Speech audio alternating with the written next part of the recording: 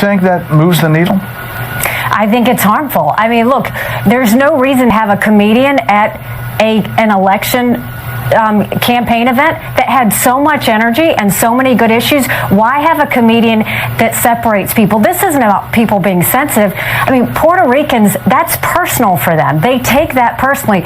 So they were right to denounce the comedian. They need to go and tell Puerto Ricans how much, they do value them. They need to tell Latinos that, but they also need to look at how they're talking about women. I mean, this bromance and this masculinity stuff, I mean, it borders on edgy to the point that it's going to make women uncomfortable. You've got affiliated PACs that are doing commercials about calling Kamala the C word, or you had speakers at Madison Square Gardens, referring to her and her pimps. That is not the way to win women. That is not the way to win people who are concerned about Trump style.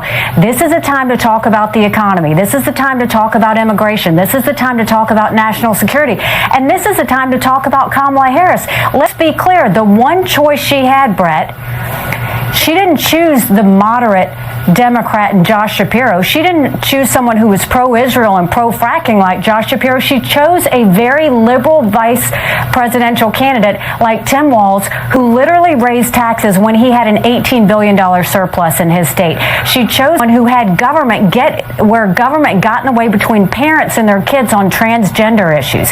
This is a guy who said socialism was neighborly. And let's not forget, what I don't think is talked about enough, and Donald Trump and his team need to talk about it constantly, Kamala Harris has made it very clear she wants to pack the court. She wants to get rid of the filibuster in the name of the Green New Deal, in the name of Roe v. Wade, in the name of making in Puerto Rico a state. That's what we need to be talking about. That's what the American people need to hear. And the price gouging that she wants to do, think back to COVID and toilet paper, because that's what Kamala Harris wants to do with her price gouging forms. That's how you take on Kamala Harris. Obviously, the former president has a lot of women who were speaking out on the trail on his behalf, supporting him. But there's a lot of folks who were supporting you, who look to you as a voice that may be very effective. If you look back at The Hill, they looked back at April, it says Haley attracts more than 150,000 votes in Pennsylvania GOP primary weeks after dropping bid. 150,000 votes. Of those, many of them may go towards the former president automatically, but many of them may be undecided or not getting out. Why not just pick up and go to Pennsylvania and campaign for the former president? I know you're going there for the Senate candidate.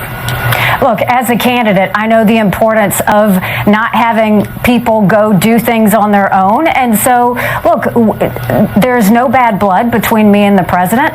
We want Donald Trump to win. I respect his campaign and what they need. If they need something, they will call and ask me. I'm a team player. I'm going to make sure that we do that. But tomorrow I'll be campaigning for Dave McCormick in the Senate. We know the importance of Pennsylvania. We know that state, that means a lot, not just in the Senate, but to the presidential. And we'll be talking to all of those Pennsylvanians that did support me and say, look, Dave McCormick is the person that could really seal the deal for us. He's a veteran. He's a business guy. He believes in term limits.